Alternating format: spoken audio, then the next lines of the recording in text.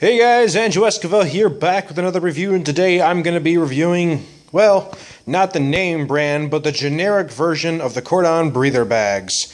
So, if you've ever needed to ship a fish, snail, or any other aquatic buddy to someone across the country, you would often use a breather bag.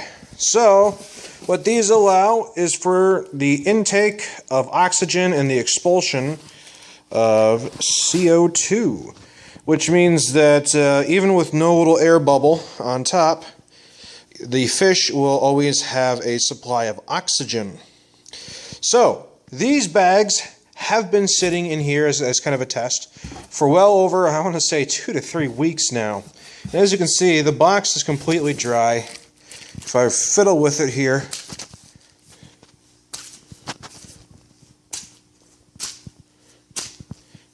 no leaks. That's one. Squish it around, kind of agitate it. No leaks. Number 3.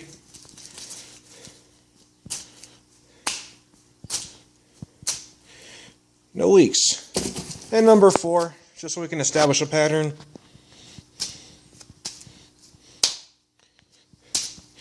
You may wonder what the relevance of tossing it up in the air and squeezing it about is. Well, shipment can be a little rough from time to time depending on who you choose as a carrier. So these generic versions will have the green sort of fish on it, where the genuine Kordon breather bags are blue.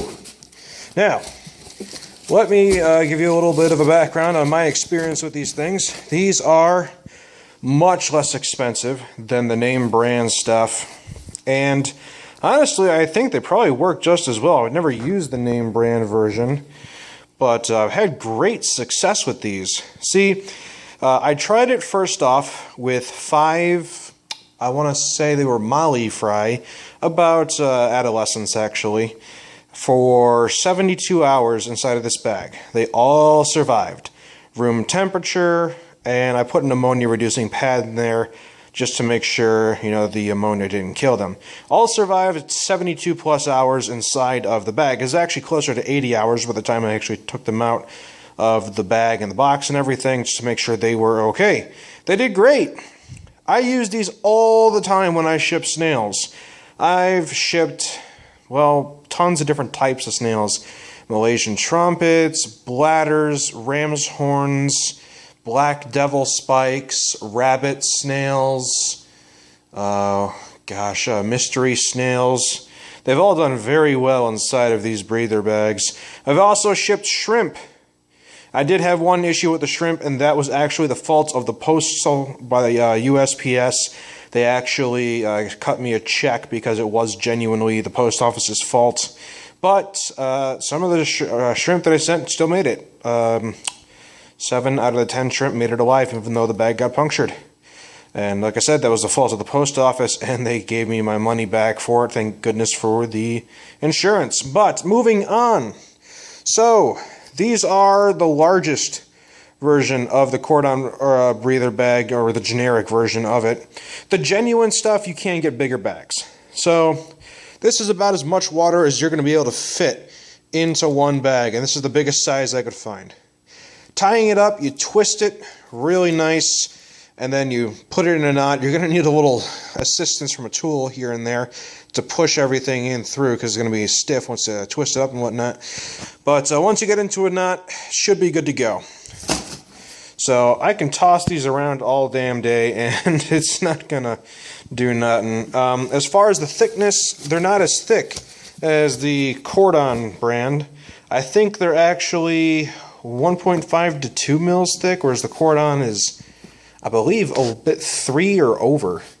That being said, like I said, I've done dozens upon dozens of shipments, and I haven't had any problems with the bag.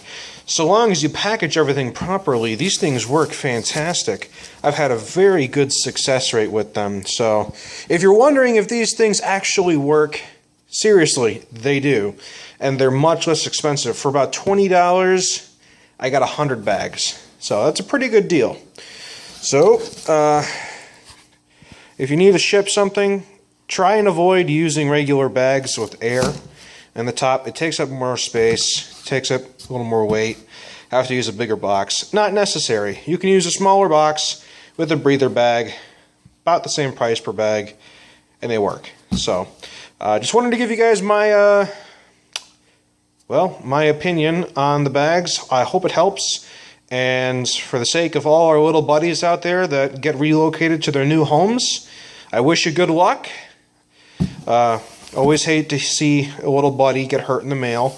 I know accidents happen, but we can avoid accidents by doing as much as we can. And breather bags are a very good thing to help avoid any DOAs. So, thanks for watching, guys. Don't forget to comment, rate, subscribe, show your friends, check out my other videos. I got plenty of them. And as always, I'll see you next time.